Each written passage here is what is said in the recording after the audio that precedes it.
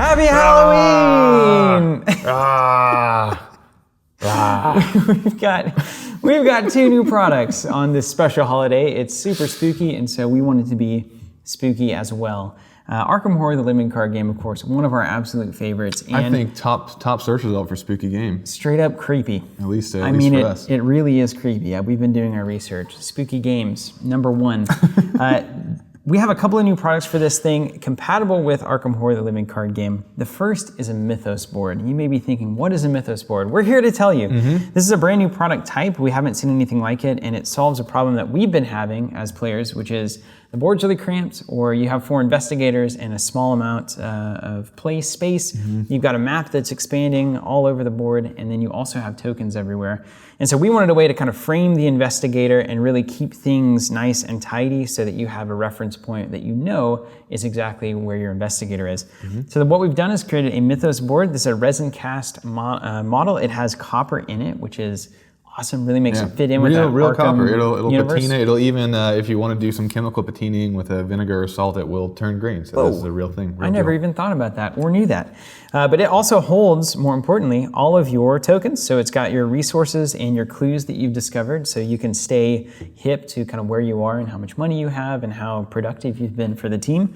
And then we also have ways of tracking your sanity and your health. Now these are perfectly compatible with the Mythos token line that we also make and sell. So you'll notice that these slots up here on the top and bottom perfectly fit your health and sanity Mythos tokens.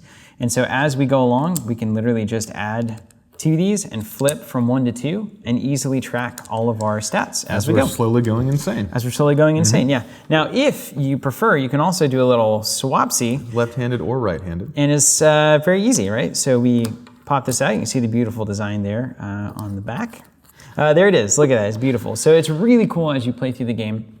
You have this single reference point, this beautifully thematic way to see your investigator and understand what's going on and track the board state effectively. It's one of my favorite things, absolute favorite. It's also really good for attachments. It kind of frames up everything, and your monsters coming in, you can. It's very helpful. I've even, what I've been doing is I've been putting stuff, like all of my stuff on the side and bottom of the board, and then whenever I engage a monster, it comes up top, because it's very easy to forget that things are engaged. Yeah. So like, I try not to do that. That's happened to me right before. Up top.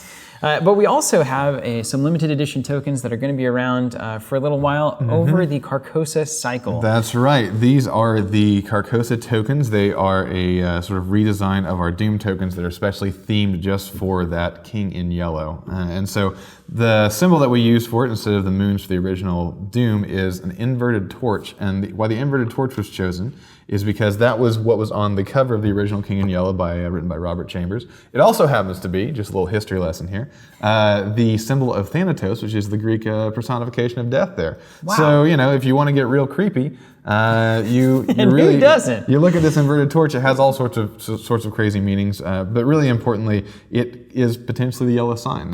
Robert never really details what it is. There's been some people who have attempted it, but there are a lot of weird inverted torch symbols on the cover of this original book, and so that's what we use as our inspiration. How do you hold an inverted torch?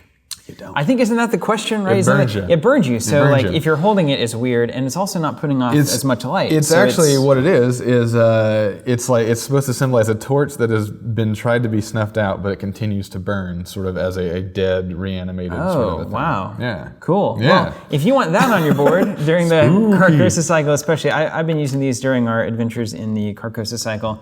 And it's just really cool to have some thematic tokens for the experience that you're having in this cycle. And so we want to offer that, and it's so much fun to use these. So check those out. We've got both the Carcosa tokens and these Mythos boards. More information about all of this in the description of this video. You can find links to all of that.